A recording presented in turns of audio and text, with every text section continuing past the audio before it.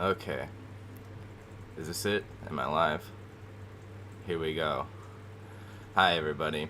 Bear with me. I just woke up from a nap. And I am now doing the worst idea ever live on stream. I am going to be creating a tier list of all the music, mostly all the music I've ever made. um, okay. I on this list, this tier list thing was um was generated, was done, was put together by like a Tumblr, a Twitter user. I put them down in the bio if you want to check them out. Shouts out for doing this. I would have never done this on my own. So, all right. I guess we'll out of the gate we'll try to get our standards solidified here. So like up in S tier, obviously, it's got to be live from the bottom of the deepest hole in the world. I'm gonna be putting these in like kind of vague, like categories, like, or no, I don't know. Like I'm gonna be putting these where I feel like they should go, and then I'll be rearranging them like afterwards as well to rank them against each other. It's gonna be really hard because my feelings about my own music change very frequently. Um, but for our standards, we're gonna put live from the bottom up here in S, because that's one that I think, like, as far as like technical execution goes, I think it's really cool and good and clean. Oh shit, it's fucking time, bro. It's my fucking 12:12 timer, I guess, to let me know it's 12:12 apparently. But like, yeah, as far as like, I don't know, my like sample based stuff goes, I don't think it gets much better than live from the bottom. And then we'll have to, first of all, get rid of this category here that says haven't listened to. We're just going to delete that one entirely because I have in fact listened to all of my music. It's true. I went and like skim listened to a lot of this stuff that I hadn't heard in a while to try and remember how I feel about it. These rankings are gonna be like, I don't know, they're just as much about like how listenable the music is, and also like with a lot of bias as to like how what the album makes me think about, what it makes me feel, or whatever. And I'm having barrette troubles, I'm trying to get my hair where I want it. Sure you guys can probably relate. All right, there we go. So if we got this up in S tier, if we got this fucking epic album up here, then what's in D? What's the D tier of of music I've made? And the answer is probably like this. Busy Brain of Jane and Salute. These ones are in D, not even because I dislike them, but just because like you can tell when you're listening to them, you can tell that I'm really ambitious. I have a lot of really big ideas and a lot of energy, but I'm not executing any of those ideas well. And I, like, as far as re-listenability goes, these ones I have a hard time with. For that, I listen to them and I'll be like, oh, that's nostalgic. Like, oh, that's a cute, reminder of when I was full of dreams and piss and vinegar and fucking around in FL Studio, like, but I don't like actually like to listen to it like as music, like, fuck. I'd say maybe Piss, Fast Beat Industrial Silly Step 2016 probably goes in C. It's kind of the one that these two were building up to. It's like that one, where I kind of where I started having ideas and putting them together in a more, I don't want to say sensible way, because when you actually listen to the music, it makes you feel insane. I was doing all the songs in like 8/4. Like, I would change it in FL Studio, the time signature from 4/4 to 8/4, which is really the same time signature, but it just gave me twice as dense of a grid in the piano roll to like plot out the MIDI, like to compose. So I just made all the music really, really fast. In that sort of way. God, why did I do this? This is a fucking horrible idea. This is the fucking stupidest idea. I'm gonna have to do this again, like, next year. To, like, see if it's different, because it will be, probably. Man, I guess, like, Cataclysm probably goes in C, too. That's another one where, like, you can really taste my ambition. This is not all of the albums. This is not all of the releases. By the way, there's no Sounds from the Cloud. Sounds from the Cloud 1 through 6 is not on here. And none of my old Forlorn Boys stuff is on here. None of my old cringe rap music is on here.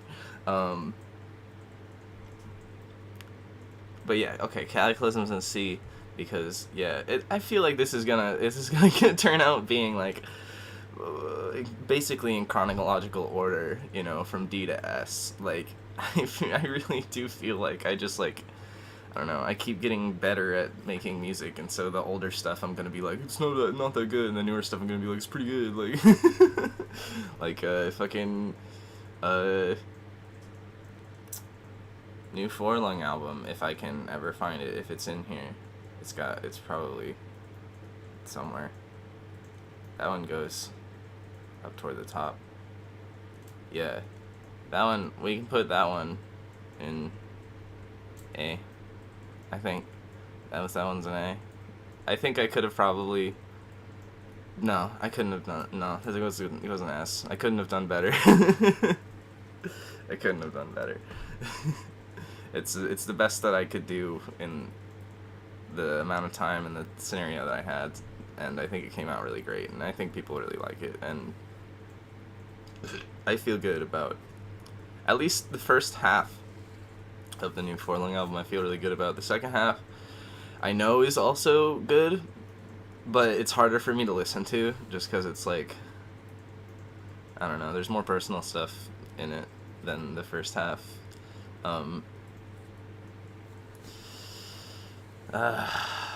God, this is a fucking terrible idea, dude. I think we can put Hyperpoca probably.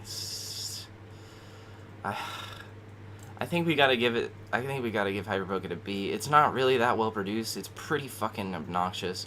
There's so many tracks. It's such a fucking long album. It's a double album, so it's super fucking long. It's real obnoxious. It's real hacked together, really. Like, it's not very professional at all. But the energy in Endless Vertigo, Hyperpoca, was like, I was really getting it, you know? Like, I was really fucking, like, I was balls deep in making music and, like, wanting to, like, do really well at it. Like, but even though I wasn't doing that well at it, I was just, like, going crazy. Like, I just had a lot in me and I was getting it out. So I like Hyperpoca because it's got that energy. I guess I kind of feel the same about, like, 110 EDF, 110% Every Day Forever. Like, I don't think those songs are, I don't think too many of those songs are that well put together either. But I'd say it's got more structure to it, I think, than Hyperpoca somehow. I don't I don't know how, but in some way I feel like it does. But it was really important to like the scene at the time. A lot of people were really stoked on it. A lot of people messaged me about 110 EDF, this album right here. And they were like, this album like made me like want to transition and shit, like, or start making music, and like it's so cool that you're doing what you're doing, whatever, like. And that was really cool because it was kind of the first time back then that I was really like getting that sort of feedback. Was when 110 EDF came out. I was in like university, I think, living in dorm. Fuck.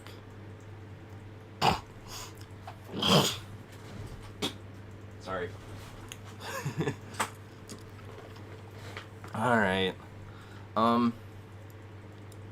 Honestly, Amaryllis, Glass Forehead, A. I'm gonna say straight A.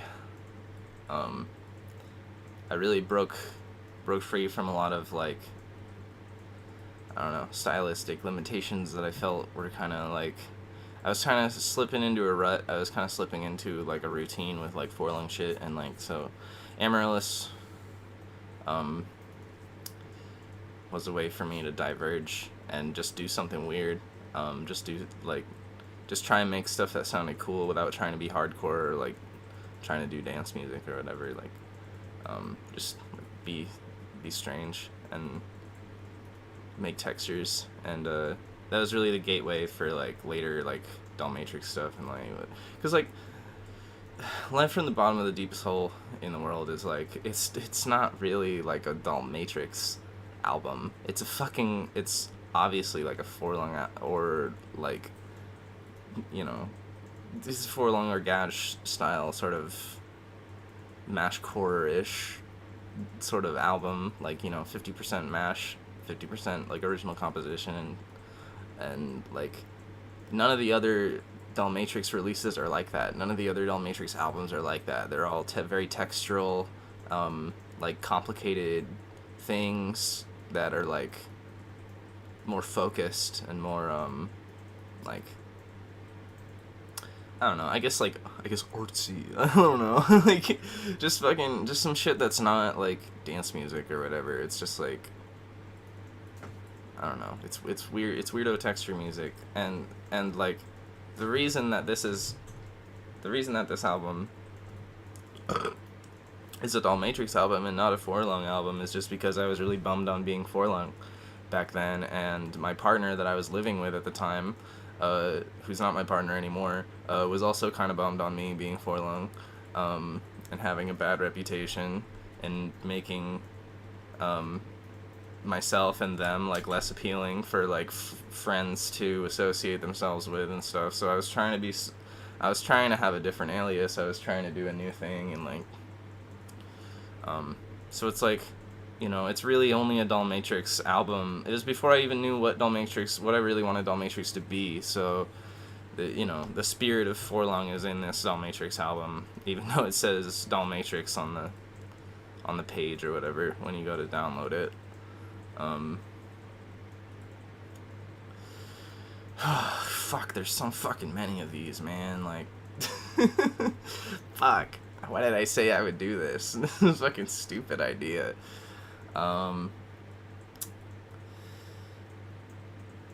Let's see. How do I feel about Mix Max? I think that, I'm gonna be real with you. Like, Scissor Sweet, the second Mix Max album, I don't like it very much. It's like, Mother Aluminum is a good track.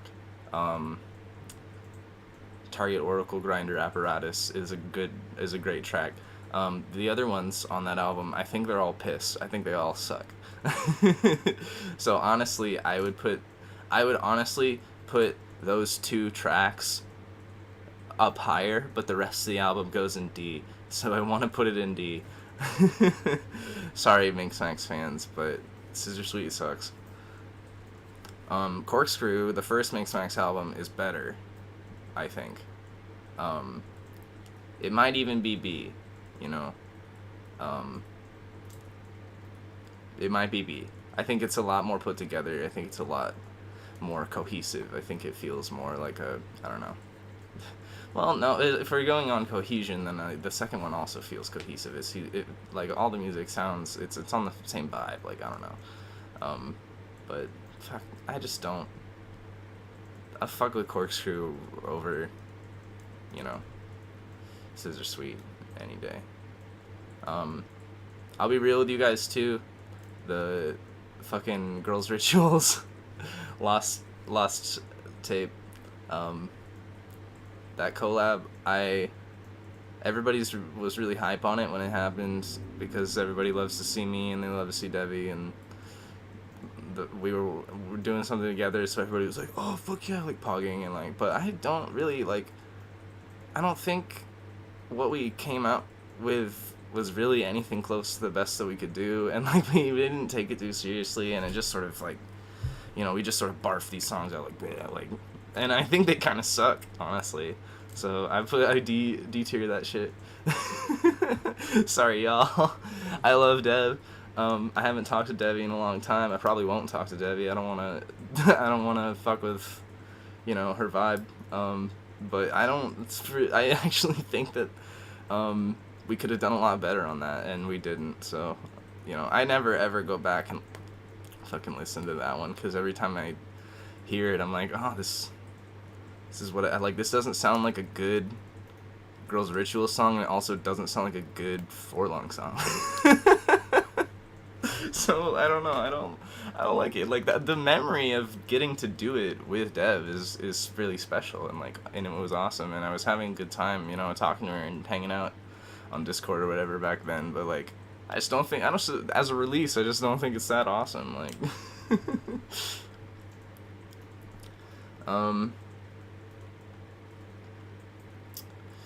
fuck, what's next? Rat King World Champion, Blue Collar Street Racing Tour, the second Rat King World Champion album. This is my second punk rock album. That one goes right up into B, I'm pretty sure. It's pretty fucking solid. There are a couple little things I wish I did better, like just like with the mixing and stuff, like nothing that anyone actually gives a shit about. But it could have been better, but I think it's pretty good.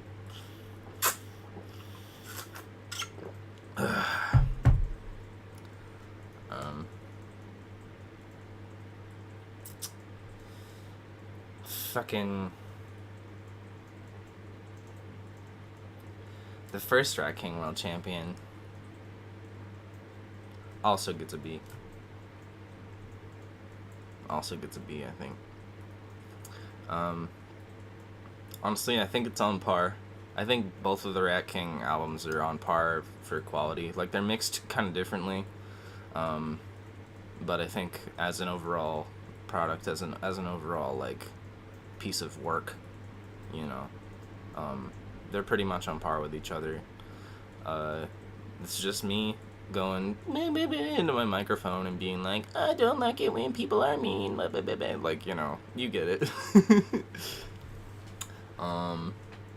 Shit. Fuck. This is so dumb. I know that I'm like having a good time, but I'm also like, every time I look at these albums, I'm like, fuck, why am I trying to rank these? This sucks. Man, I want to do it though. I want to commit. I want to finish it, you know. I just woke up from my nap, but I think I probably have to drink this beer. Alright. Who's next? Fucking...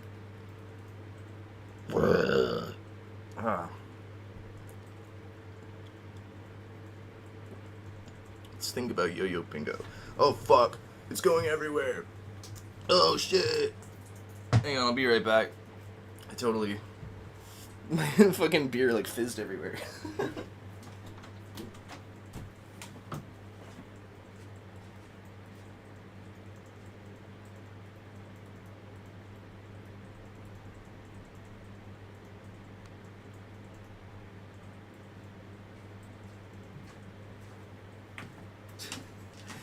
Have you guys fucking noticed yet that every goddamn time I fucking stream, I get liquid on the fucking floor?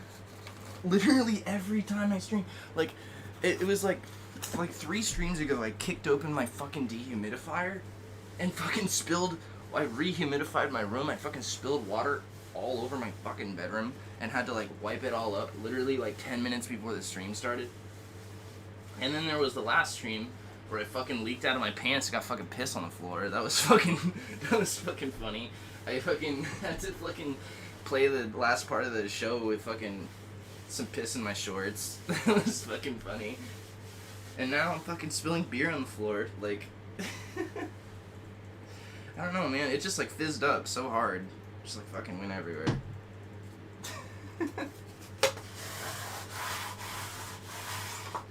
I can't tell you how good it feels though to like know that I've got like paper towels, you know? And it's really nice to know that like I can use the fucking I have the fucking resources to deal with these problems. Alright, is my floor gonna be fucking sticky? It might be. I'll have to maybe clean this better later. Fuck. Stupid fucking tier list fucking stream. Fucking make me fucking open a beer, fizz all over the fucking floor. Is it dealt with? I'm like trying to assess the situation, you know. I think it's good. Okay. Anyway, what were we doing? Ranking every single Rawrdcore release ever, except for a few. If you don't know, sounds from the cloud, the things that are exempt from this, I think I said earlier, sounds from the cloud, and my old Forlorn Boy shit. You can check them both out though if you join Money Club on Bandcamp. Sounds from the Cloud is just a collection of singles. Like I used to work on an album and like, you know, spend all month working on an album. And then by the time I put it out, I would be really sick of trying to work on an album, you know, trying to make a bunch of songs that all sort of fit together in a vibe or whatever. And so I'd start making singles. I'd start just fucking around and doing whatever I wanted to do, like just, you know, spur of the moment kind of stuff without thinking about what I wanted it to be. And then I started posting those on SoundCloud.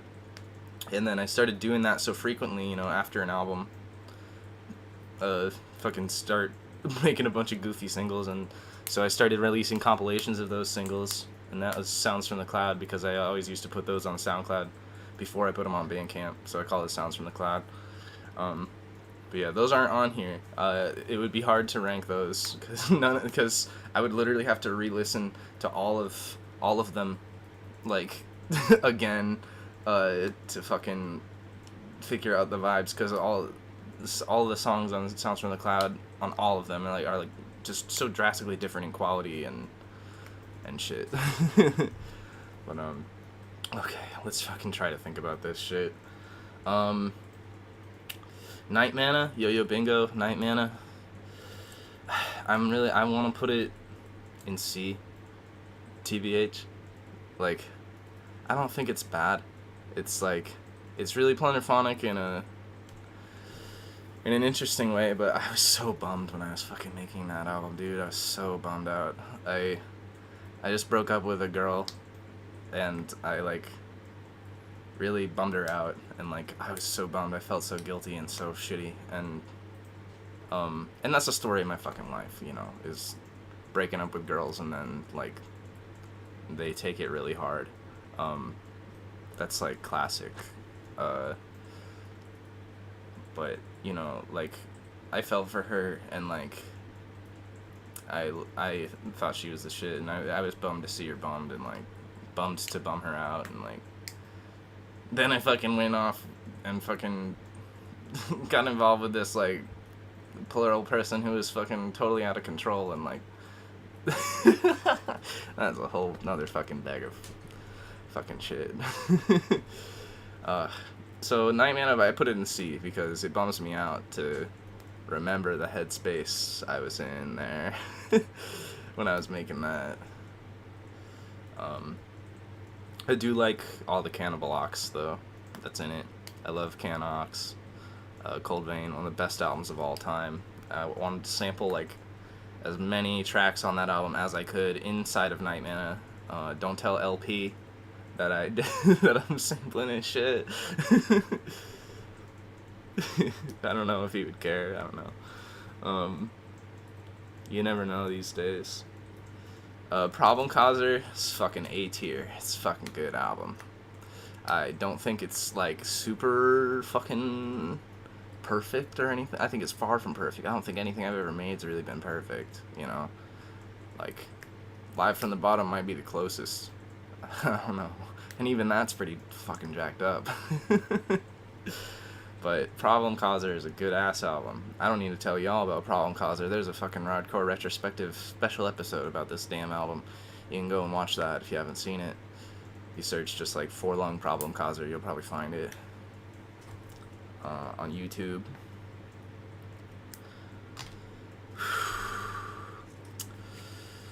I feel like Laser Lemon. This might not be the Laser Lemon art that all of you are used to. There's been multiple album arts of Laser Lemon. It's been changed to certain places because artists and stuff have asked me to take down their work because they don't want to be associated with me anymore after, you know, the whole 2018 debacle or whatever. And you know, and I'm cool with that, like, I get it, but also, like, fuck them, but, like, also, like, you know, whatever. Like, everybody just wants to be safe, I understand that. But this is my favorite album art for it, but it's the one that I don't think the artist likes that, you know, I don't think they enjoy being reminded that they drew this, I guess is a way to put it. But I think that Laser Lemon's a pretty damn good EP. I think I would B tier Laser Lemon. I think. Get the Kinestediac collab. I think Kinestediac is also probably pretty bummed on me, Jared. But you know, I think Jared's fucking cool. I think Jared's one of the smartest people ever, or at least, you know, he was back when I knew him. I haven't fucking talked to Jared in fucking forever, but he did. Yellow Six Lake in my Sweet Cuppy Cake. He gave me the stems for that, and then I made the thing, and then he was like bummed on it. He's bummed on the track. He was like, I can't like even before like my bad reputation, like he like we finished the track. I showed it to him. I was like, what do you think about this? And he was like, I don't know. It doesn't feel like I helped make it. I feel weird about like hearing these sounds that I made, but they're like not how I wanted.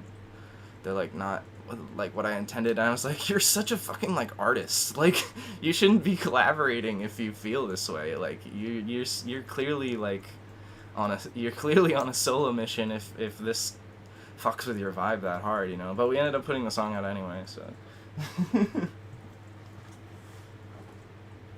So yeah, shouts out Jared Kinestediac. I hope you're doing well, wherever you are, whatever you're doing.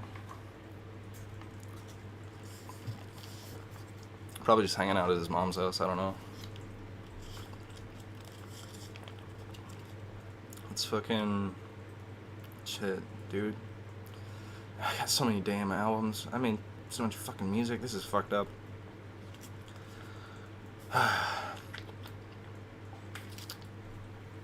Obviously, you know, I'm fucking S-tiering Stimulacrum. S-tiering Stimulacrum because for the same reason I'm A-tiering Cage of Consumptive Compulsion. These ones get high ranks because I went out of my way to make the vast majority of all the sounds from scratch, like either using external hardware and recording it with my computer, synthesizers, or like making the sound on the computer, like with software. Like I made the vast majority of the sounds in both of these albums by hand, like, or recorded them with like a field recorder, or fucking like got my friends to, like, it was like ambiently recording my friends at like parties and shit, like, and sampling that, and like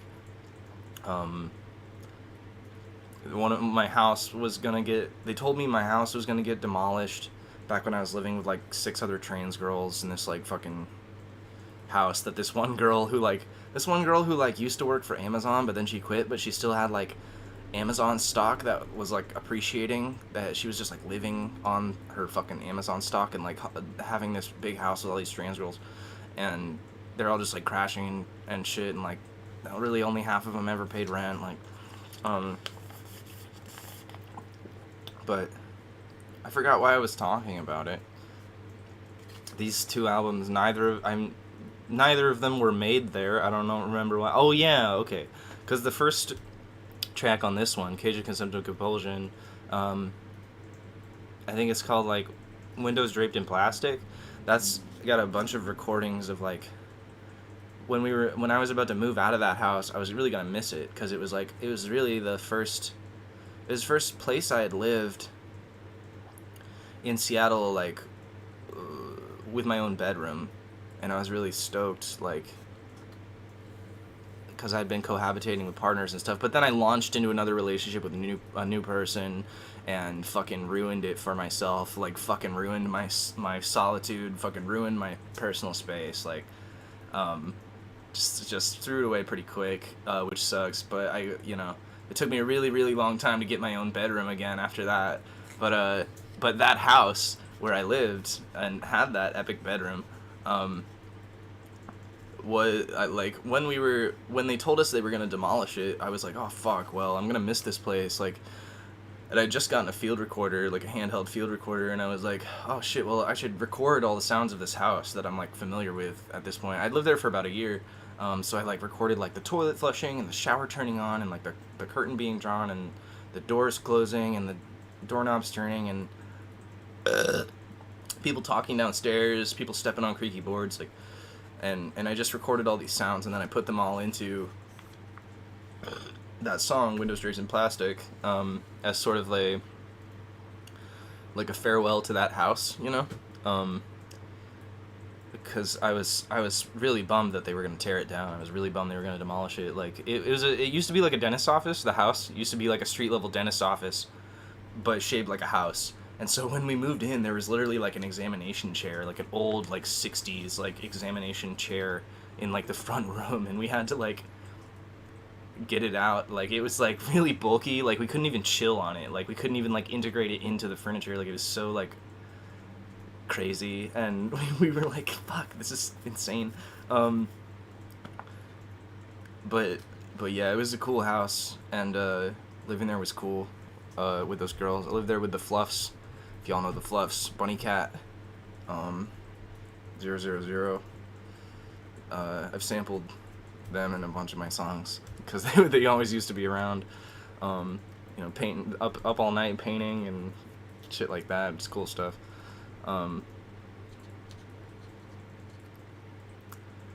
Fuck, okay, I gotta rank these stupid fucking albums. Alright. Sorry, I'm fucking eating my apple sweet potato and corn baby food from this pouch.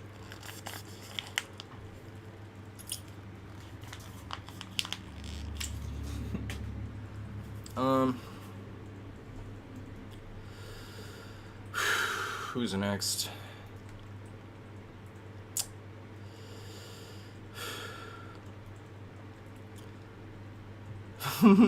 Funny Dog? Funny Dog's a classic. Not too many people talk about Funny Dog. But I put... Funny Dog is not a good album. Funny Dog's not good music. Like... but it has... I feel similarly about, Hyperpoca, where it just has such an energy in it. Like, you can tell that I'm just fucking raring to go. I don't know what the hell I'm doing, but I'm just fucking going, like, just making fucking music because I'm stoked, like, and I Swallow the Sandpaper is, like, one of my favorite songs, like, that I've ever made, and I always try to work it into sets, and I always fail, like, I always can't find, like, a good place for it, because it's mixed so differently, and sounds so crazy, like, compared to some of my newer stuff, like, but honestly, I give Funny Dog probably a B, just, like, out of personal bias, like, just because when I listen to it, I'm like, oh, fuck yeah, like, this is when I was in community college, and I was trans, like, freshly trans, and they didn't know how to house me, so they put me in a room by myself. They gave me my own dorm room, and I was like, fuck yeah, this is the fucking shit, man, like, and so all day, all I would ever do is, I'd fucking wake up, I'd make music, I'd go to class, I'd come back to my fucking room, I'd make music, I'd fucking go get some lunch at the fucking dining hall, I'd come back, I'd make music, I'd maybe do my homework if I was lucky, if I was on the ball, which I mostly wasn't because I was too into being trans and making music and thinking about how trans people should make music and trying to get trans people to make music on the internet, fucking, like, you know, building hype, trying to get a community going and whatever, but I was doing it all from my bedroom, and I was so stoked, like, I was just, like, from that dorm room, and I was so stoked, like, there was like 2 other trans girls on campus, and, like, one of them lived across the bathroom from me, and, like, she was really, like trans het, like, you know, she came from a different sort of transness than me, she was definitely not, like, AGP, you know, and, she was, like, but she found out I made music, and she was like, oh, yo, like, I want to make music, too, like, I want to make music like Young Lean, and I was like, oh, that's sick, like, I don't know if I can help you, like, I don't know how to make music like Young Lean, but, like, showed her FL Studio and stuff, and she was like, oh, yeah, cool, and then she, like, never talked to me again, really, after that, like, she was just like, yeah. I hope she's doing well, too. I can't even fucking remember her name.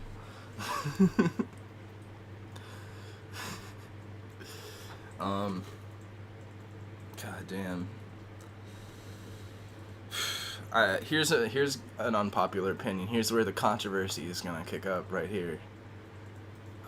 Is stage 4 lung cancer. I think it's a piece of shit. I don't think it's that good. There's, like, I think that the tracks that are good, I think Shalashaska's good. I think the remixes of, like, Emma Lee's thing and Deaxic's thing are good, but I think it's mostly what they brought to it that makes it sound good, less so than what I did with it, and, like, I was filled with, like, a new sort of determination when I was making it, because I was fucking displaced from my home in Maine. The ice storm fucking fucked up my house, fucked up my pipes, froze my pipes, burst my pipes. I didn't have fucking plumbing or heating or electricity, and we had to fucking go to our friend's house with their hoarder mom, fucking, who lived in this house, which reminded me of the trailer I grew up in, just, like, folded the ceiling with trash, you know, and I was just like, fuck, like, you know, sort of weird, like, flashback trigger sort of headspace for a month straight, waiting, like, trying to make this move to Seattle happen, now that I lost my house, and I was like, fuck, fuck it, move to Seattle, fuck it, like,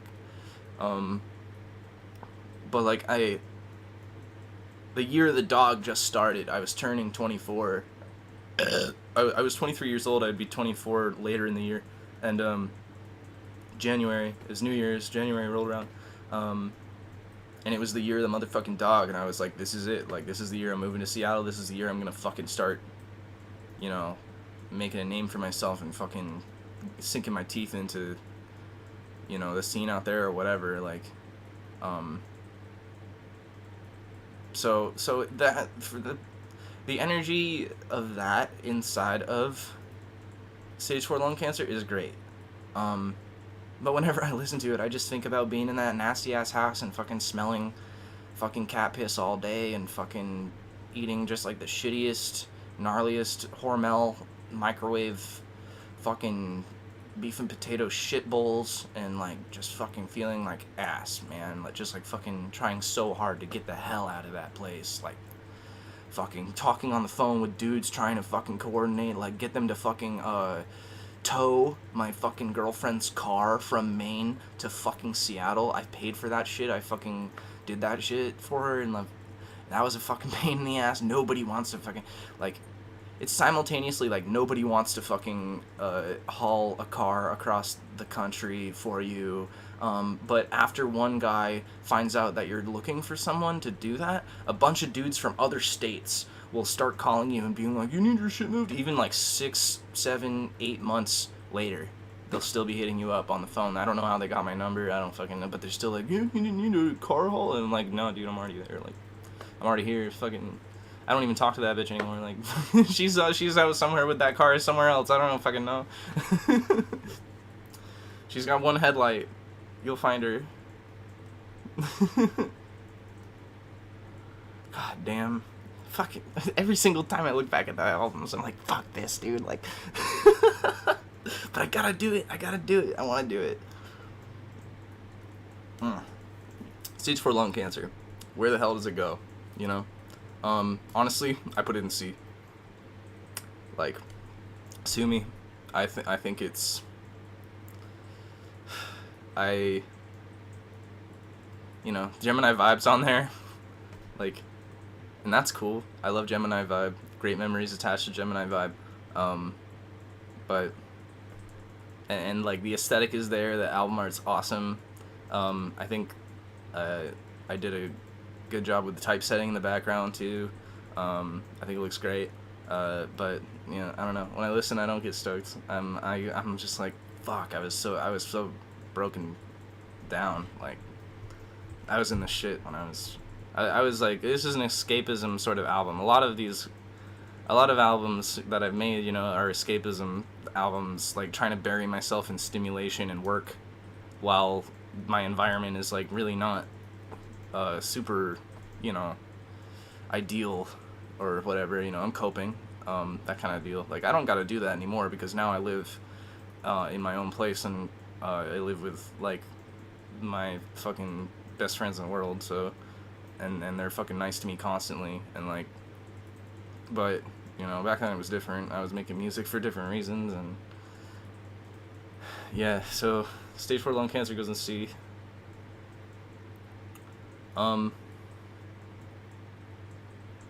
Honestly, I would put fucking Unkillable Fevermancer. I want to put it in B because it's like good. Like, it's well put together. I was having a lot of feelings, strong feelings, and those come through in the work, even though it's like, you know, my typical sort of mashy hardcore kind of stuff. I think that it comes through, the emotion comes through really well. But the thing that makes me put it in C instead of B is that it's fucking unmastered, dude. Like, it's my quietest album.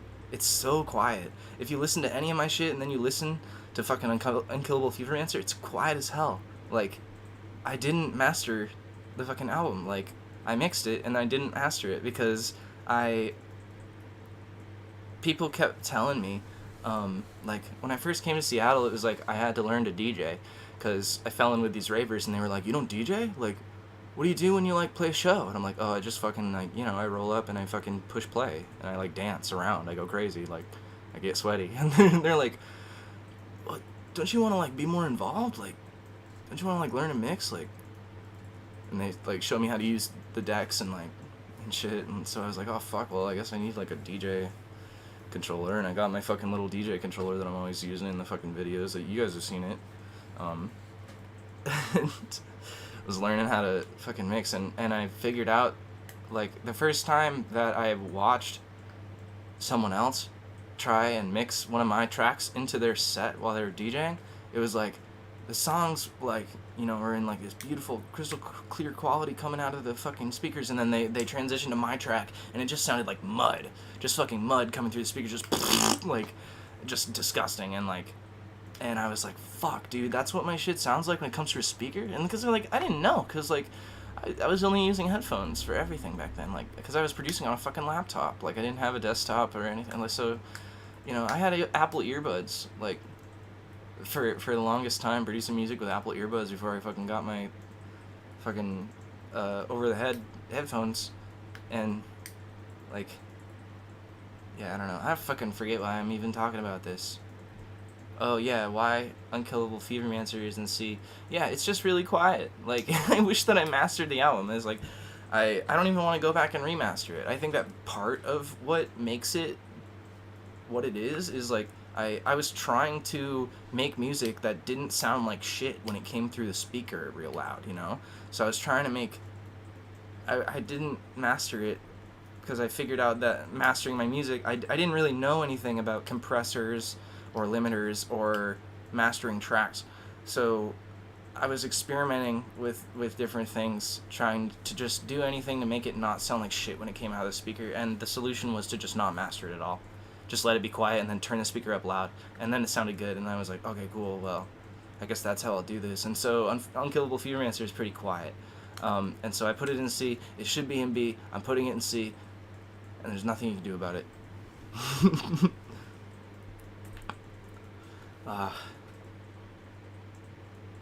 Famatory and Forlong live at Action Park, that's an A. That's a straight up A. Famatory fucking killed it. Knocked that shit out of the park. Hard. Like, I barely... Honestly, Chance to Dance. Chance to Dance is the only track that I can say with confidence that, like, I, like, pulled my weight on. Most of the other tracks in that album are, like, Famatory all day. Like, just, fucking... really just crushed it. Just fucking... It's awesome. I still love that one a ton. And up there too, I'm gonna go ahead and, like, you know, I think probably a lot of people can agree with this, but you know, I'm putting fucking Gadget's Forlong, Cathartic, Gay on Jane's Cathartic Purge of Piss and Vinegar. That's a S tier album right there. That's a good fucking album. Honestly, is it better than Problem Causer, though? We might have to think about that later. You know, it's got, like, I hold Piss and Vinegar pretty close to my heart because, it's got a lot of samples of just, like, friends and just, like, random mutuals on like from Tumblr and stuff back then. I used to just be like, yo, like, send me audio of you talking or whatever, like, and I'll sample it. Like, just, like, people who like my music, I was just like, send me fucking, like, audio of you saying fucking whatever, singing a song, saying some shit, like, doing something funny, like, whatever, just, like, send me a recording of your voice. And I had a lot of fun, like, sampling shit that people would send me. I would still do that, but I'm like, I always make the shout out now. Like, I'm always like, yo, like, making a tweet like, yeah, send me some audio, and then people, like, do it. They're like, yeah, fuck yeah, and then I, like, years go by, and, like, completely fucking forget, like, that I even asked in the first place, you know. But the vibes in Piss and Vinegar are pretty high tier, you know. There's no controversy about that, I'm pretty sure. Unchat is also A tier. It would be S tier, but I don't know. I would sometimes get complaints. People were like, you used that one synth patch on, like, every track in that album, like. And I'm like, yeah, I don't know, like, I wanted to make it feel like it was one big piece of art, I guess. Like, I wanted it to have stylistic cohesion. I don't know, like, they're like, oh, like, you, and it's a sick patch. It's a sick sound. It's like, it's that fucking like shredding, like, bass noise that's always on the downbeat. That's like, you know. It would be, I would put this in, I would put Unchat in S if nobody ever complained to me about that, and also, if I actually retained knowledge of where all the samples are from, like what countries all the samples are from, because I knew when I was making it. I knew when I was making it because I was listening to radio, which is radio with 5 O's, radio.com, or dot whatever, I don't know, look it up, radio with 5 O's at the end. It's just like a website where you can pick a country, and then you can pick a decade, and it'll just play you a song, like a recording from that country during that decade. And so I was using that all the time because world music is fucking awesome. It's fucking really cool to listen to music from different places and different times. And so I was just like grabbing all my favorite songs that I heard on that and stuff, and like making them into hardcore tracks, because making them into hard tech tracks, because I was listening to E. coli a lot, who's like a breakcore / hard tech producer from the UK, and like he was doing a lot of like sampling like Eastern European, like traditional music kind of vibe sort of stuff, and like it sounded so awesome, like recontextualized like in like hard tech music, and I was like, that's so fucking sick, like. And I'd always loved world music. I tried to get my, when I went to university for 1 year for music, and I wanted to stay in school and get my fucking, you know, doctorate or whatever in ethnomusicology. I wanted to study world music like as my thing. But then I fucking ran out of money to go to college, and then my fucking professor was like, you shouldn't be here anyway, you already know how to make music, get the hell out of here. And I was like, oh shit, okay.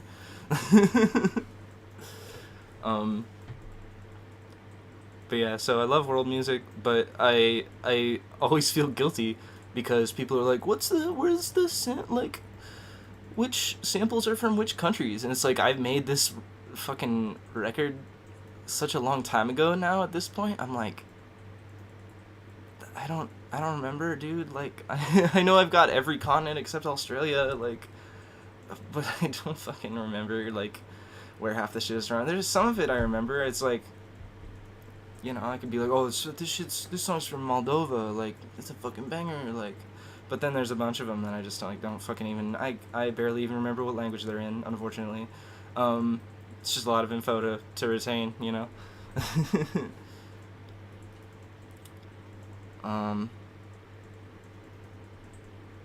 No, I have not heard of Ruby My Dear. I don't listen to breakcore, bro. I don't listen to, really, I fucking barely listen to fucking shit that's not fucking, these days at least, I listen to a lot of punk rock, like, I don't know. I'm not listening to very much, like, electronic music. It's like, I'll listen to, like, Footwork sometimes. But I've been doing that forever, since 2016.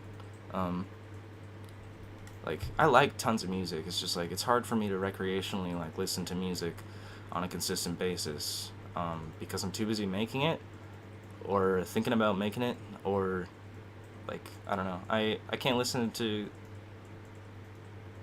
too much music. It doesn't work for me.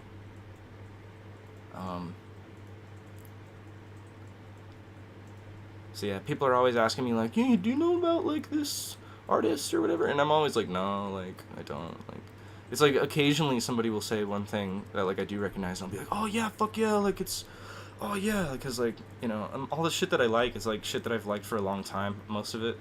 You know, like, so it's like if somebody knows something from my repertoire, I'm like, "Oh shit, yeah, fuck yeah, the Aquabats," like, or like, you know, what, like. But usually when people are like, "Do you know about this?" I'm like, "Fuck no, I don't know about that. I'm not looking at anything. I'm not listening to shit. Like, I don't know what the hell's going on." God damn it. This, we really are fucking doing this, huh? Well, fucking Sarah's and Smile is definitely A.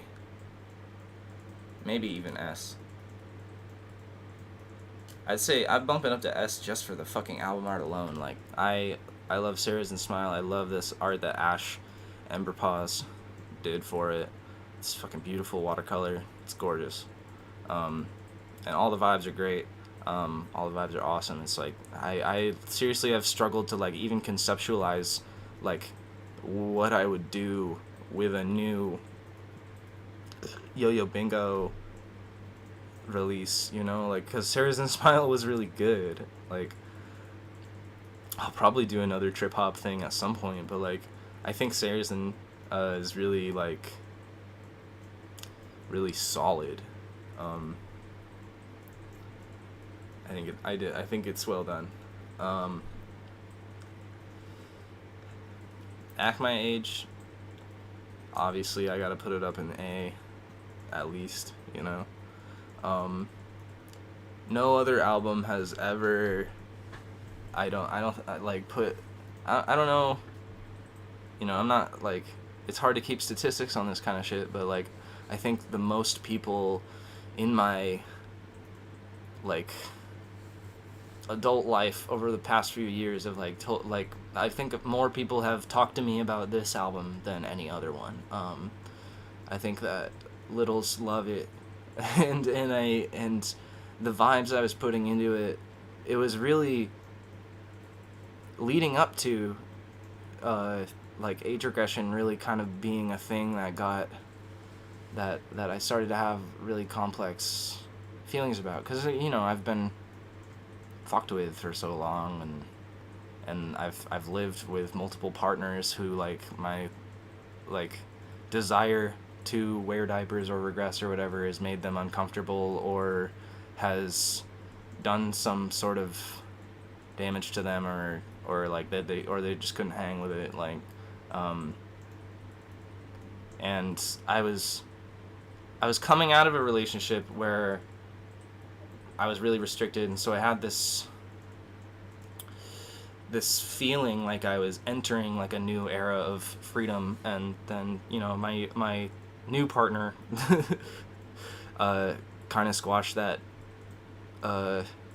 gradually for me, through, you know, lots of time going by and lots of events happening that really challenged our relationship, and then it really fucked with both of our relationships with age regression and stuff, like, but I made this album, Act My Age, like, when I was feeling, during that brief window where I felt like those restrictions were lifted, when I felt like excited to be coming into myself as, like, a little, like, reconnecting with the spirit of childhood, you know, learning to recapture that inquisitive, curious, like, active, explorative, investigative, just, like, driven spirit, you know, of being a kid, checking shit out, figuring out the world, you know.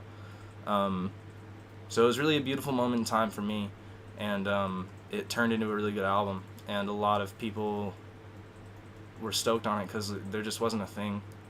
Oh shit, there's this motherfucking fruit fly in my fucking room. He's fucking flying around, piss me off.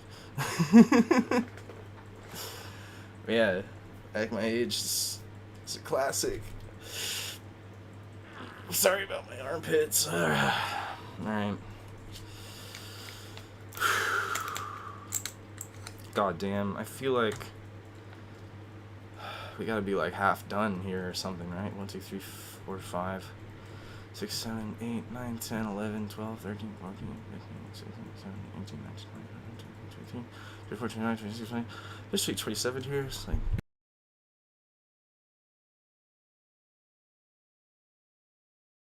yeah, we're coming up on it. We're like half-ish or something, maybe more. Never apologize for my armpits. Yeah, okay. I won't, man.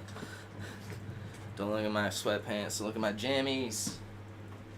No, just kidding. You can if you want. I'm just figuring stuff out over here.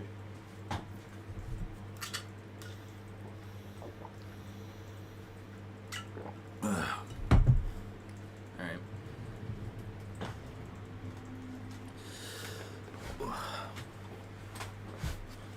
Oh, maybe I need like a shirt. Not to wear, to put behind my back.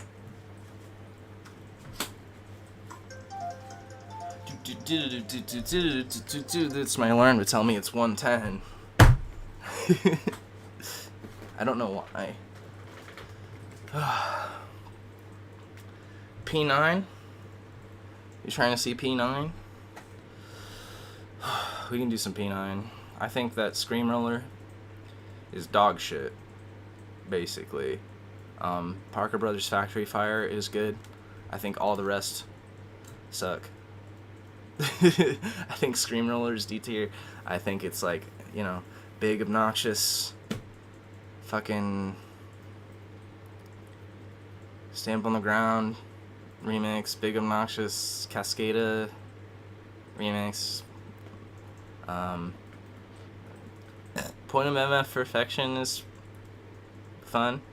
But it is just that other, I don't know, song. I think Scream Roller's kind of a big steaming dookie. Fall is better. Fall is still, I wanted Fall to be more than what it was. It's a vent album for sure. I don't know where I put Fall. I guess Fall.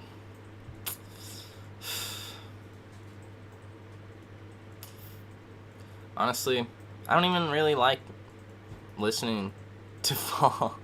I got some bummer emotions in that one for sure. You're Changing Me is great. Is really good. That track rules. I still think that's one of my best. I didn't get it right on Fall. I had to remaster it and put it in another thing before I felt like it was right. Jaw Rusted Shut is pretty good.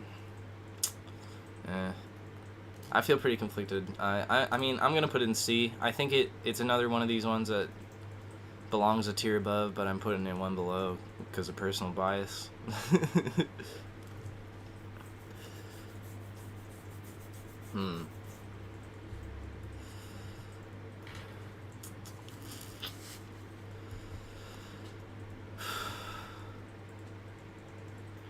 Yeah, I guess we are missing a couple other little ones, like Homies Where the Heart Is and stuff, like a couple compilations or whatever.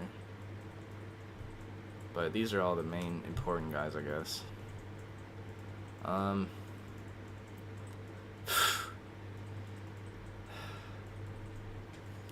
I think I could hear more of what God is trying to tell me if I allow myself to dream again. That's an album. That's a real fucking doozy. Honestly, I put it in B. I don't even know how to talk about that fucking album.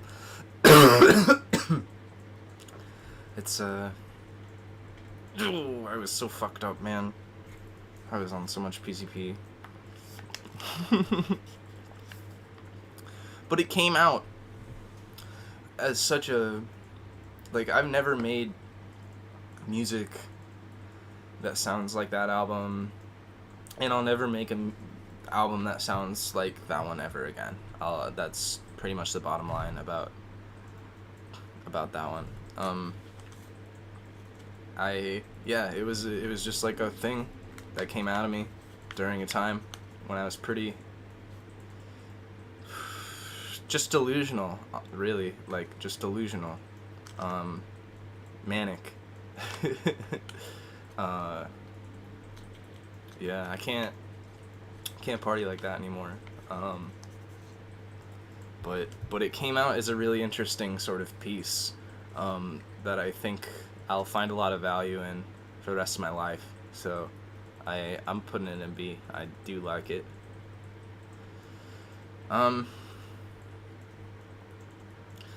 My fucking like greatest hits fucking remastered collection is in here.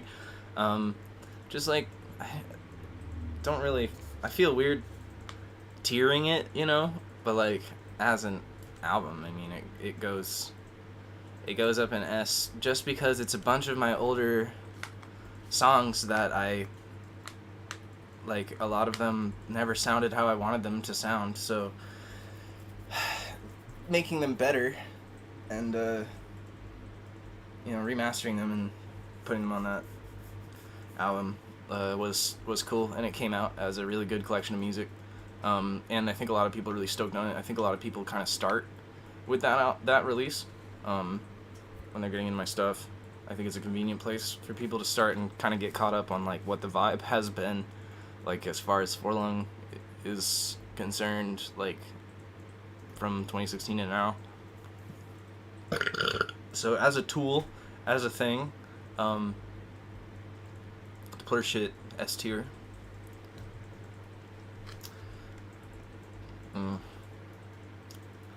Tiny Troon Adventures. I have mixed feelings about Tiny Troon Adventures. I think a couple of the tracks are really fucking good. I think the other ones are just sort of throwaway, whatever. Like, I give it a solid B. I give Tiny Troon a solid B.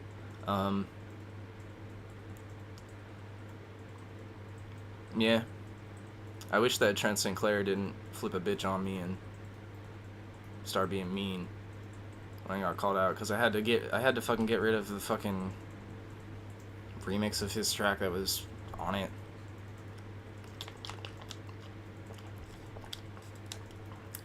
Shout out Trent Sinclair. Hope you're, I don't know, alive, I guess.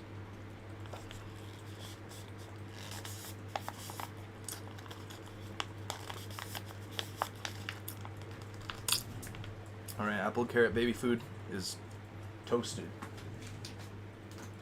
It's done. God damn, dude.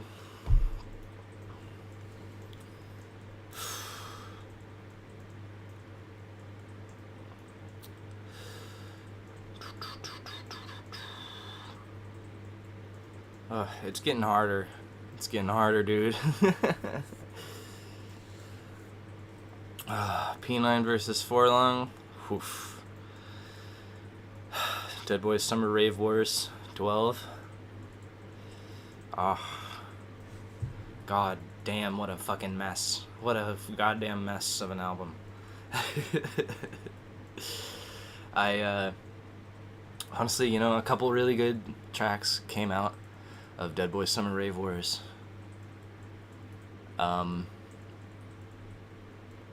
The rest of them kind of hurt to listen to, and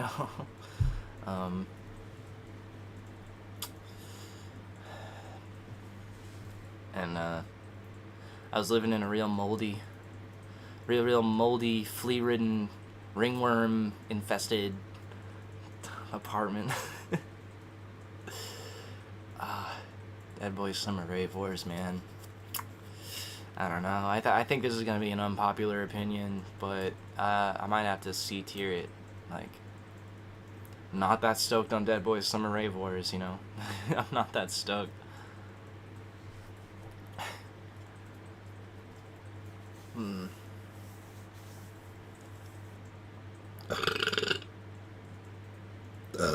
Oh my god.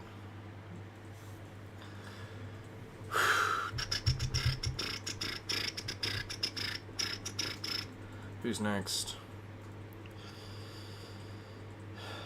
Big Gay Summer? Big Gay Summer. Big Gay Summer. Fuck.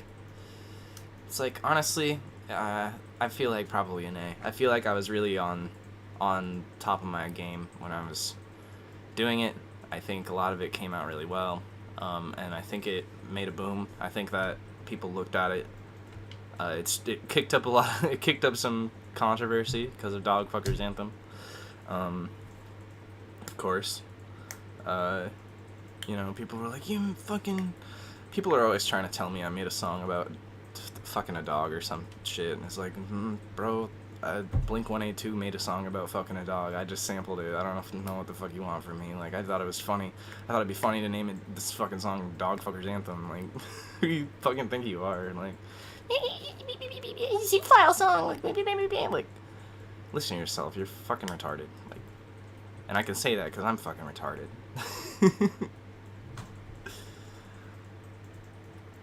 Fucking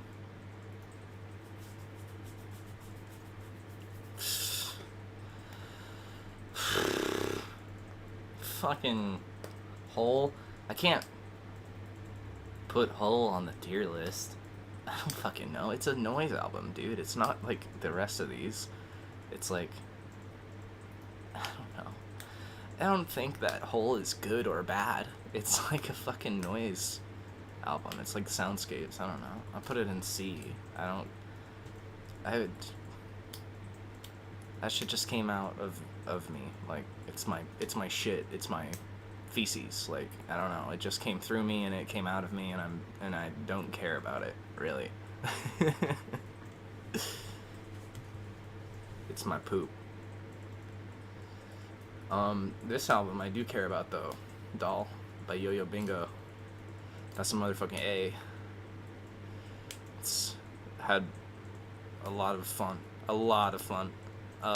making that album, and also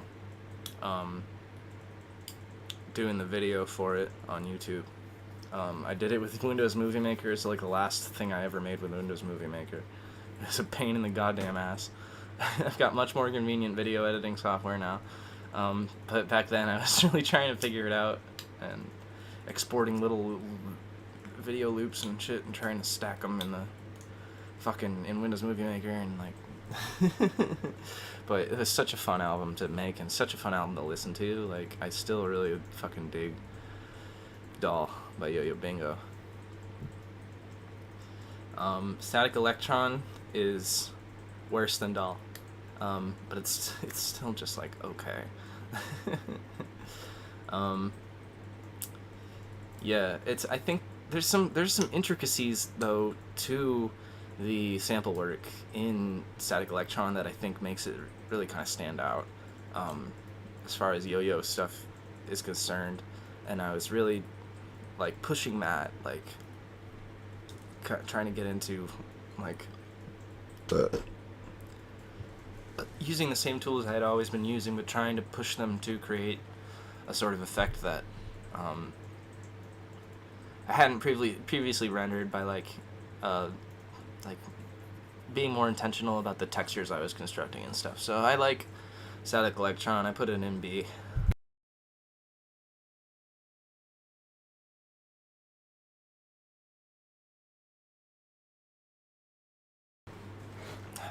Yeah, you're right. Fudanari is a banger, though.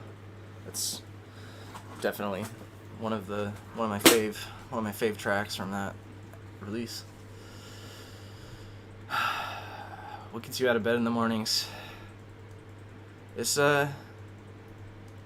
honestly, this one, I think it goes in B, but it also goes in A. I think I'm putting it in A.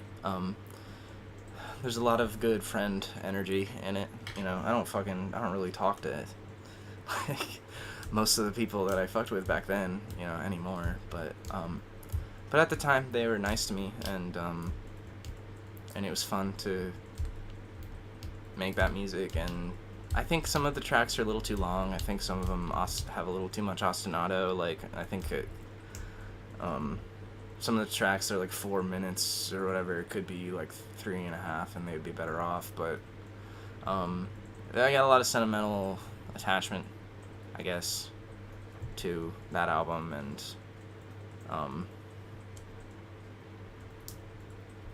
yeah.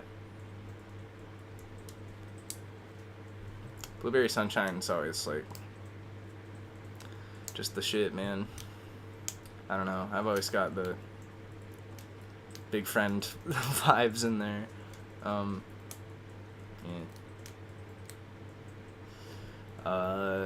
The Works. That's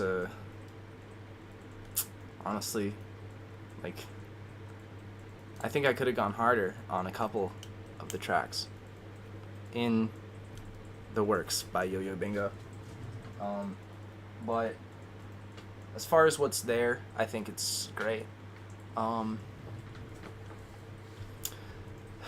you know, I wouldn't call it an A. I'd call it a B. I think it's pretty good. It's like a lot of it, you know, the nature of footwork is like it's pretty referential. You know, it's like everything in footwork is a callback to something else, and um, so it's like I don't know. I don't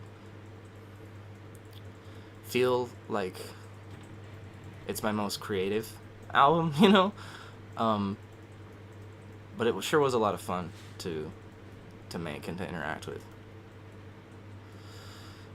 God damn, there's still so many of these fuckers. Oh, this is hard, man.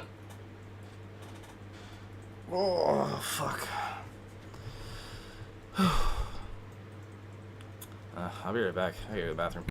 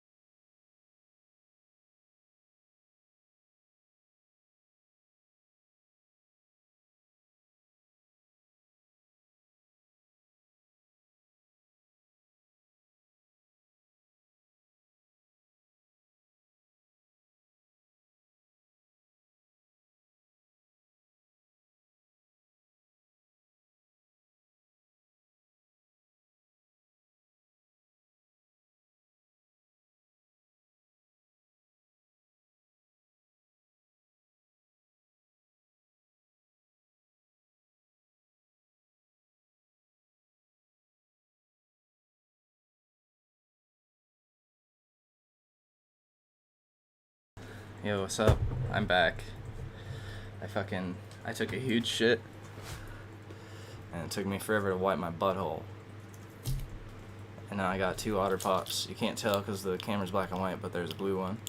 There's an orange one. I need these to lower my body temperature. Because whenever I stream, it gets fucking hot in my room. I live next to the heater. There's like a door in my bedroom that leads to the heater, which is connected to our neighbors.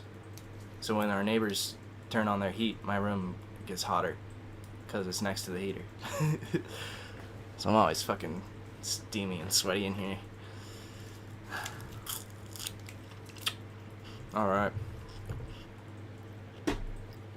Tier list, bro. Oh, God. Why did I fucking decide to do this?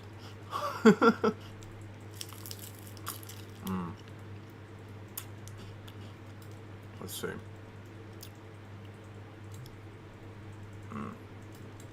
I gotta get my shit situated. Alright. Are you going to bed? Night. Sleep tight.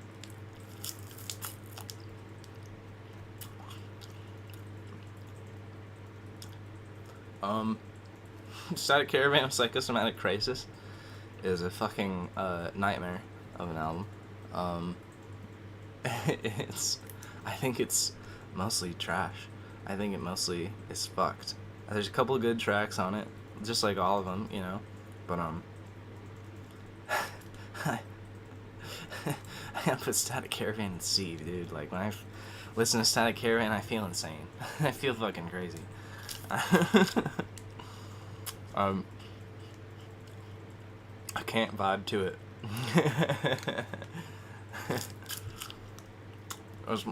Okay, the one after that though,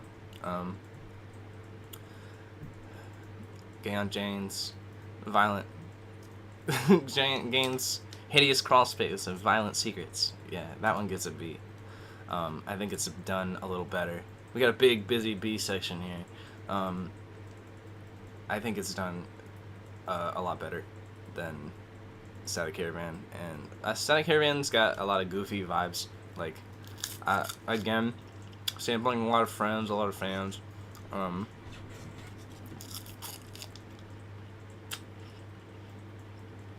noticing Problem Paradise is not on here, which is interesting. But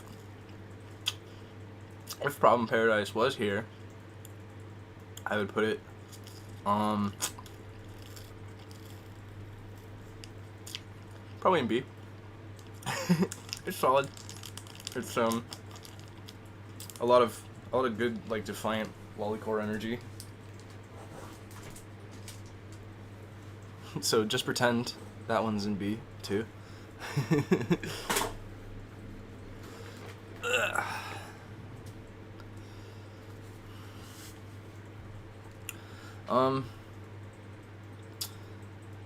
Man, the hard shit, I think it's A tier because it's a compilation. It's really not an album, but it's full of good stuff. It's not as iconic as the Blur shit, but it's still got a lot of really good ones. And it is the best of that sort of music that I've made. The most refined, I guess. Shit, man. So many of these damn albums. Fucking Puppy Love Under a Rainbow, bro. That is that's a B tier album. I actually think it's better than Hyperpoca. I think it's more diligently, intentionally constructed.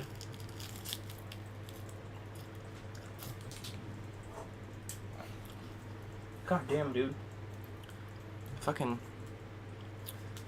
I keep getting fucking sweat. My fucking lower back keeps fucking sticking in my chair.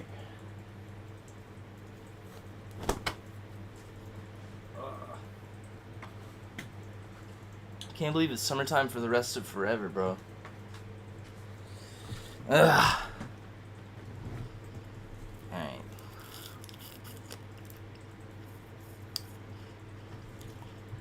Before long, the self-titled album. I don't think it's that awesome. Frankly. When I listen to it, I don't get stoked. I put it in C. Self-titled C. I don't know. I just, you know, I hear that Kimya. I hear Kimya come on, and I'm like, oh, I'm just bummed. Like, fuck this. Like, yeah, I think I could have done a lot better with that one. Maybe I couldn't because of, you know, whatever my circumstances were back then, but I barely even remember making that album, so I must have, you know, not been happy. But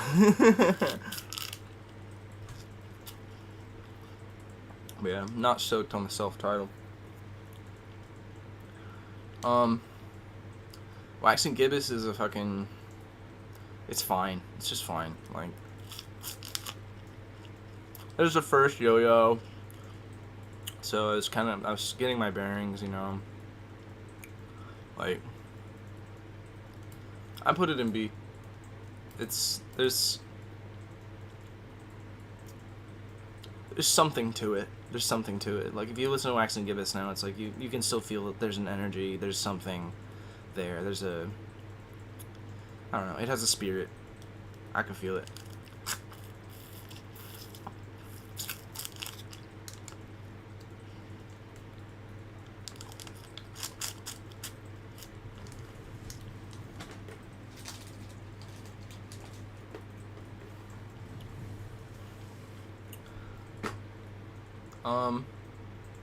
Damn, dude, Cat's Cradle. I get real fucked up when I listen to Cat's Cradle. Cat's Cradle is fucked. This came out during an extremely fucked time in my life. I was not okay when that one came out, so, you know, I don't even like re-listening to Cat's Cradle that much. Like, reminds me of some rough times. So, you know, I'm gonna put it in D. It might have some good songs on it, but I don't like it. I don't know. Like, it's hard. Like, it's another one of those ones too where the artist was like, "Hey, take my art off of that." And so I just replaced it with this fucking just floral wallpaper. And it totally sucked the spirit of the album out for me. Like, totally took the wind out of my sails. Like, so I was already putting a lot of struggle into that, like, album. Like, I was feeling a lot of struggle when I was making it. And then that happening afterwards just really solidified my permanent sort of bummedness about it, you know, like, and like I said, some of the songs are pretty good, like that one where I sample the Kurt Vonnegut audiobook is like do do do do do do do, the one that fucking samples that Parappa song. That song's pretty damn good, but when I listen to it, I'm like, damn, this reminds me of like staring at the wall and wishing I was dead, like, you know. So gotta put it in D. Sorry, it's a shit vibe.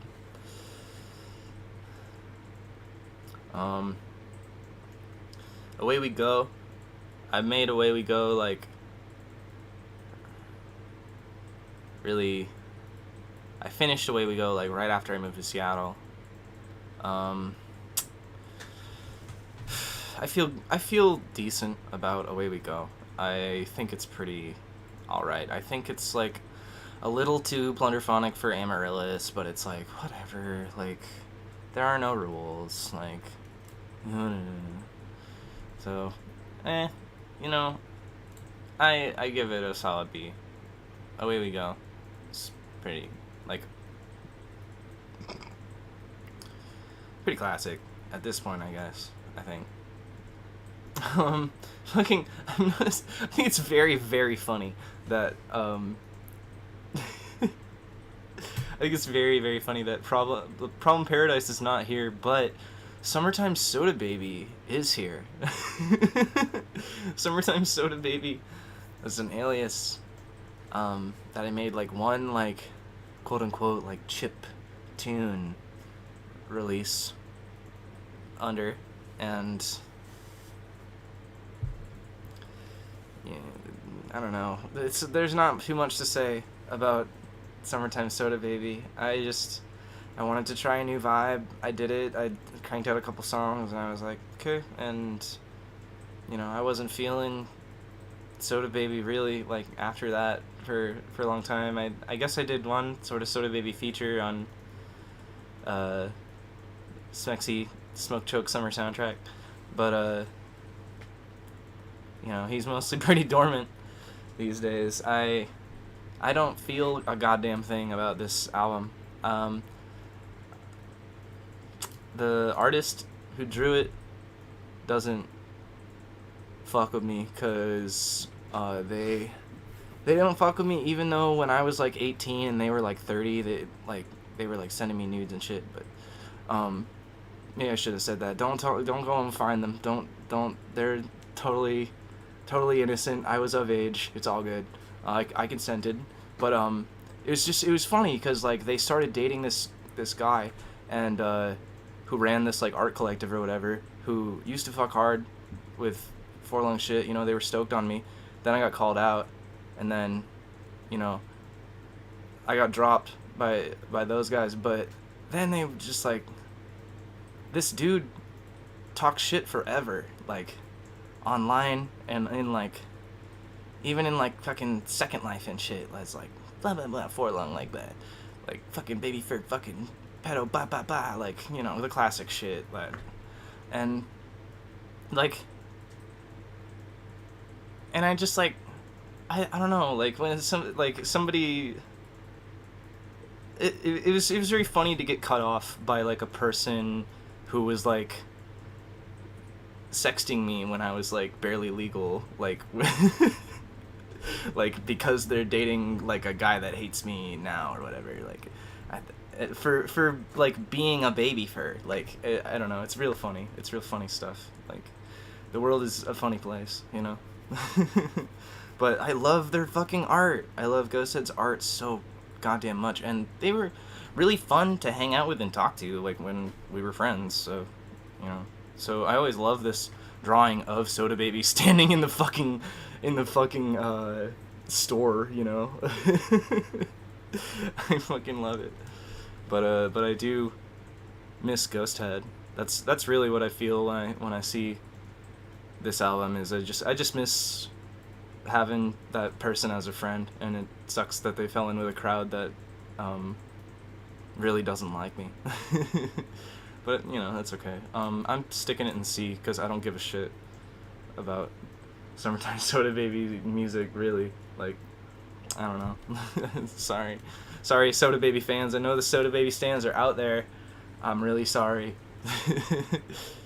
They're always like, will you do another Soda Baby ever again? And I'm like, probably not. I don't fucking think about Soda Baby. I don't know. Like,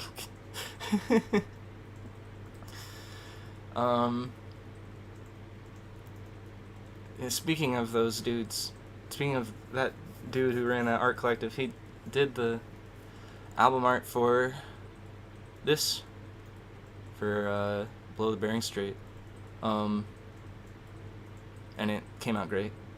It came out really, really good. I've always been real stoked on that art, and they made like a 3D rotating like CD case of it, you know, and that's in the video on YouTube, like the video on my channel of that album, you know. And I always thought that was fucking cool, that dude. Ghost Fruits is the name of their collective, I think. If you ever run into Ghost Fruits, don't fucking tell them that Forlung sent you, or they'll fucking kick you, boot you from the server or whatever. I don't know. But this album, Below the Bering Strait, is a good album. It's a really long album. It's got a lot going on. But I think it's, vibes-wise, pretty unique among my releases, you know? Like, I think it really stands out as far as, like, a mood and an atmosphere go. Like, it's pretty different. And I like it a lot. So, honestly, I will A tier Below the Bering Strait.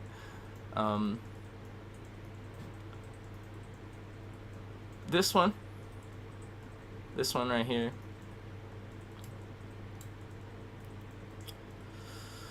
fucking Gay Aunt Jane, bro. What the fuck? Fucking, I forget what the hell this one's even called. This one's ancient. It's from fucking 2016. Really, like, early 2016, I think. It's fucking Knife Play Fortress. It's fucking Gay Aunt Jane's Wacky Knife Play Fortress. That's what it is. This is the first album that I ever used software synthesizers for. Like, all my music prior had been made with sound fonts primarily, which are like they're like a Rompler instrument. They're like an old type of like digital instrument that you feed a MIDI through the sound font, and then it plays. The sound font has a collection of samples, or one sample, and then it changes the pitch of that sample according to where you plot it out in the MIDI, and then it, you know, and I was using mostly sound fonts especially from old video games, using a lot of like Final Fantasy, Kirby, Mario, fucking sounds, you know, in these sound fonts. And it's because I was using them for everything, because it was the first digital instrument that I learned how to use, and it was really easy because you don't have to make a sound from scratch. It's like you have a sound, and you can like manipulate it, pitch it, I'll make a melody with it. So Gay Aunt Jane's Wacky Knife Play Fortress is the first one. The first album I ever used software synthesizers when I was making. Like, I was trying to move away from sound fonts and trying to make sounds with software synths, and mostly doing a lot of, like, you know, opening like the presets and like tweaking them a little bit and being like, yeah, I made this synth patch, you know, which everybody does that. But you know, it's, as an album, it's interesting. It's unique for sure. I didn't know what I was doing, and it shows, but it's also like, that's kind of what makes it interesting. I don't, like, you know, I hate to just keep sticking everything in B, but I feel kind of B about it. So fucking Sentimental Illness, it's a 3-track EP. It's like, I'm supposed to fucking rank it. Everybody loves Sentimental Illness. Sentimental Illness was hard to make. The songs are really hard to make. My life is full of turmoil. During that time, did not have a lot of time to produce because I was too busy putting out fires and trying to fucking like live, I guess. A lot of fucking bummer energy in that one, but in a way where, you know, I was coping. I was trying to make something work for me, you know, even though I was feeling like shit, and it turned into that music. You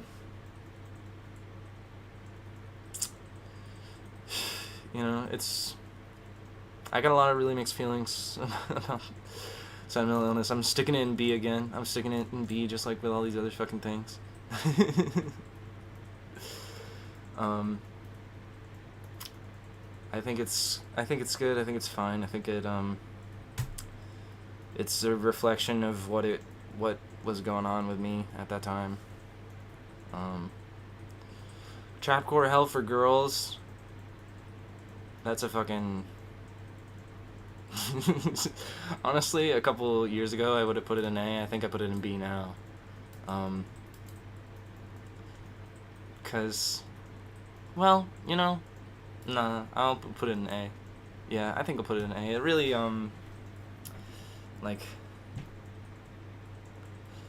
turned a lot of people on to my music, and I think it really was like, it came out during a time, like, and I think later 2016, where I think my music was really turning a corner.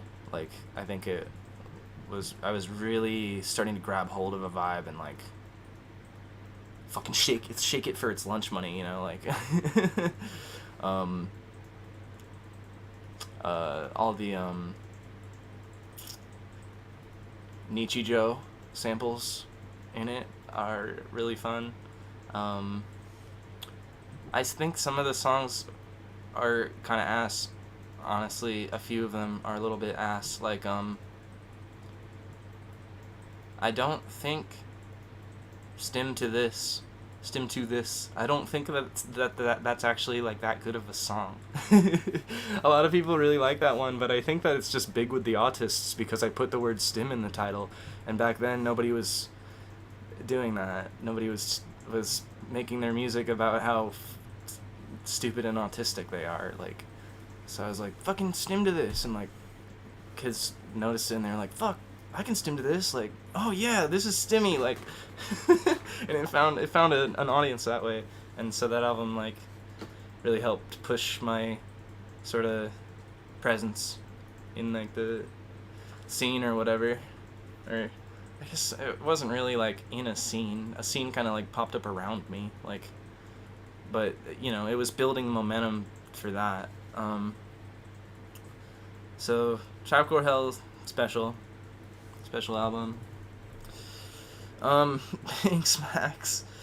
Batshit. Oh man, this one, the thing about this is I'm putting it in C. I know.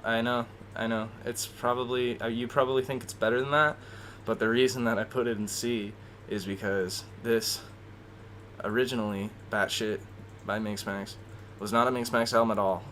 I had made all of the songs, and I was like working with this person who was my partner that I was living with at the time.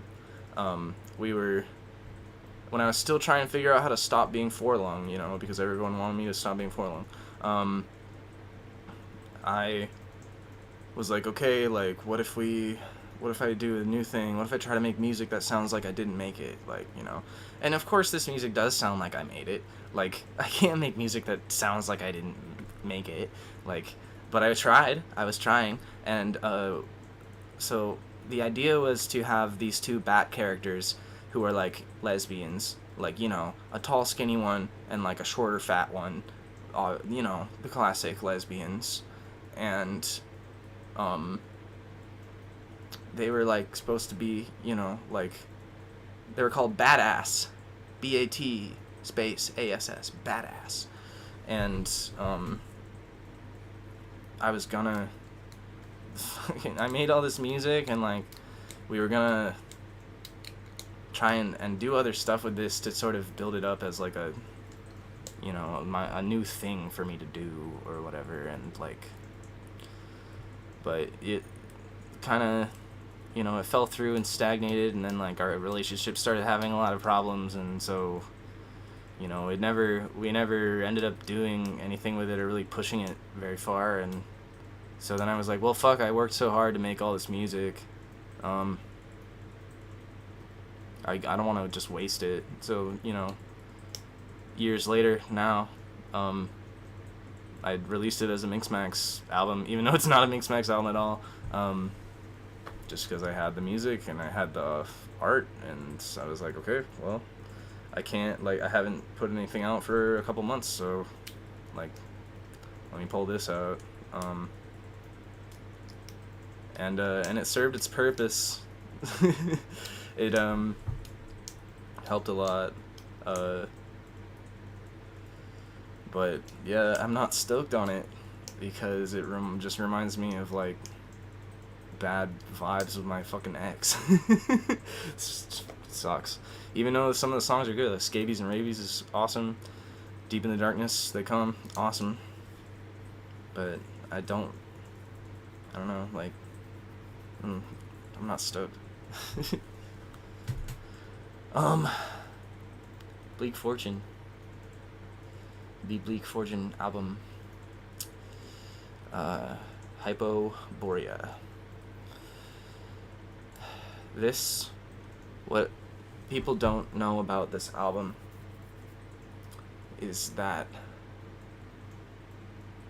the album art is, you definitely can't see it here, like it's too small on this screen for sure, but what it is it's a picture of a fucking possum that was fucking dead in the street, that like got run over, and it had, like, you know, its guts were all out, and it was like, wow, its face on the sidewalk, and I was like, oh shit, and like took a picture of it because it was gnarly, you know, like, and it's like, if you're not taking pictures of gnarly roadkill, like, you know, maybe, I don't know, we might not be able to be friends, we might not be able to hang out, I don't know, if you're not on the roadkill vibe, but yeah, I took a picture of it, and then I like flipped the picture upside down and like put a bunch of weird filters on it, and I was like, oh, this is starting to look kind of cool. It's looking like a bunch of chunks of ice, like, floating in the ocean or something, and then like this big, like, I flipped the picture upside down, so like it's upside down roadkill, but I flipped it over for the sake of the composition, and I was like, wow, that looks kind of sick, like this like ice rat like head kind of looking thing, you know, like, and it looks kind of like a map, like you're looking down at like this ice drift or whatever in the ocean, you know, from a helicopter or whatever, but then there's this big fucking crazy ice rat head or whatever, and it's that dead possum, you know, it's that roadkill guy that I found near my house, between my house and 7-Eleven. But it's a good album. It's a good album. Feelings in it, you know. Honestly, I put it in A. It's had an enduring vibe ever since it drops. I fuck with Hypoborea for sure. Here's another one that I had to change the art on. Some asshole told me to take down their art, so I replaced it with this other art, but luckily I had an epic fucking fan art, like, redraw that somebody did of one of the panels from Lungverse where Amaryllis is opening the door, and I was like, well, fuck it, I'll just use that. Like, fuck you. I'll fucking I'll just use this other picture of Amaryllis. But the original album art was pretty badass, and it is sad that it's gone, but, you know, whatever. If people can't hang, then they can't fucking hang, and then if you're a pussy, then I can't roll with you anyway, so it's fine, like, but this album, Ouroboros Boom Bang, is good. I have another video where I listen to it and talk about it, along with all of the other Amaryllis albums, and you can go and watch that sometime if you haven't seen it. It's first episode of Rawrdcore Retrospective, I'm pretty sure. Ouroboros Boom Bang is a good album, though. I think it's really good. I put it in A, and I put Calliope's in B. Calliope's is very academic. It's very compositionally focused. It's very, like, it makes me feel like I'm at school. It makes me feel like I'm in music school again.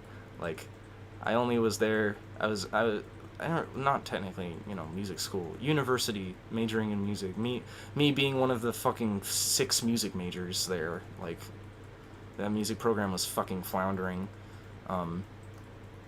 But it reminds me of school because a lot of the songs that I was making, like, that turned into this album were originally shit that I was doing for school, like for assignments and stuff. So I think it's really cool. I think it's a cool album. When I listen to it, I feel like it's rigid. I feel like it's stiff because of that academic sort of quality, I think.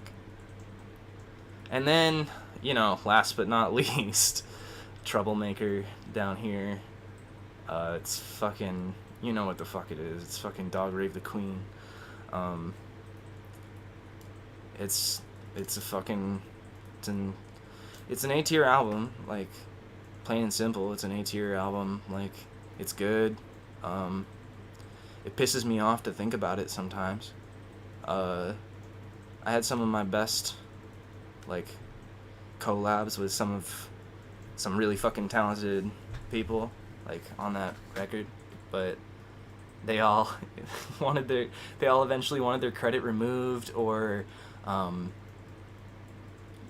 you know, wanted to not have anything to do with it anymore. And it was like, I was already post call out when I was doing this shit, and these guys were collabing with me anyway, and then it came out, and then people started talking shit again, and then they were like, yo, fucking take my name off that, and fucking, and this was that album too, where that thing happened, where fucking Seleucos, who you should not collaborate with, if you ever plan on getting called out, don't collaborate with Seleucos. I've said this before, but that motherfucker gave me a copyright strike, because I didn't take their name off of a track fast enough. They contacted me, and they were like, take my name off this, like, I don't want to be seen as, like, a collaborator, like, take it off. And then I didn't open the message for 24 hours, you know, because I fucking hate opening messages. And he copyright struck me because I took 24 hours to reply to his message, and I fucking get an email that's like, you got a copyright strike on Bandcamp and SoundCloud from fucking Seleucos. And I'm like, oh yeah, that's real cool, dude, like, thanks. You literally sent me these stems, you sent me these audio files, and you said, do whatever you want with these, like, and I put your name on it because I figured you wanted credit for that. And then, yeah, it's just, there is nothing weaker than,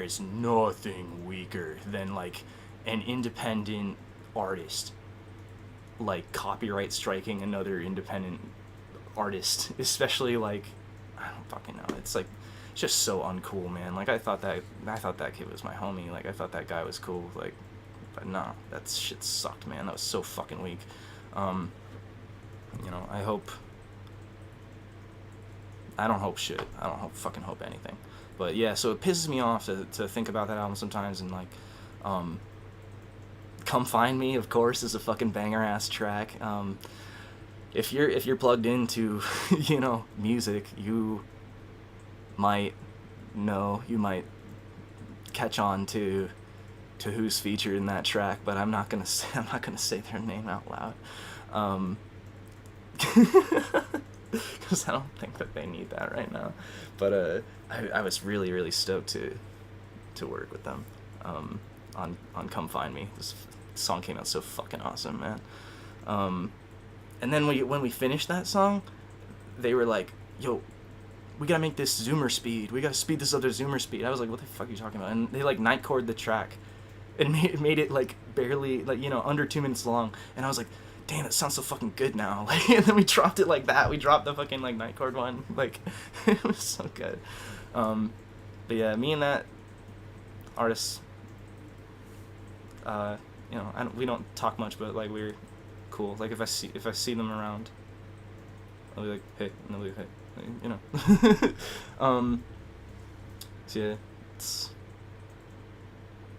it was fun. Making the album was really fun. It was, like, some of the only fun I was having at that time. I was pretty miserable outside of it. I was putting everything that I had into the fucking album because I wanted to be buried in work. I wanted to be doing something good. And I think that really came through. Like, A Hustle Paid Off. It's a great album. But yeah, just a bunch of crazy shit sort of surrounding it. Like, and yeah, I don't know. Like, I guess that's all of them, huh? Like, I guess that's the fucking tier list, bro. I guess I've been live for like 2 hours now. I thought, I was thinking, I was like, I want to like rearrange these to rank them like against each other, like within the tiers or whatever, but like, I don't want to fucking do that, dude. This was painful. This experience, like, I had a lot of fun doing this, but like trying to think about which of my albums are better than the other, like, it sucks, man. It sucks. It's hard. It hurts. So I think I'm probably done. Thank you all so much for hanging out. I had a good time shooting the shit, talking about albums. If you are curious about some of these albums, a lot of them are on my Bandcamp, Rawrdcore.bandcamp.com, and a lot of them won't be visible to you there because a lot of them are pretty old, and to access my older music, you gotta join Forlong Money Club, $3 a month, hundreds and hundreds and hundreds of songs, just so many fucking albums, just old music. For $3 a month, you get so much of my old discography, and yeah, I mean, if you like, you can also support me directly by donating through PayPal or Cash App or Venmo. My shit's right there on the screen. Yeah, thank you so much. We'll probably stream again next week. I don't know what the fuck I'm gonna do, but I'll figure it out. I'll probably figure it out last minute. Like, I made the decision to do this yesterday. Like, I was yesterday on Twitter, and I saw somebody made this tier list with all of my albums, and I was like, oh shit, I should just do that on stream. Like, so we'll see what happens next week. But yeah, I love y'all. Thank you so much.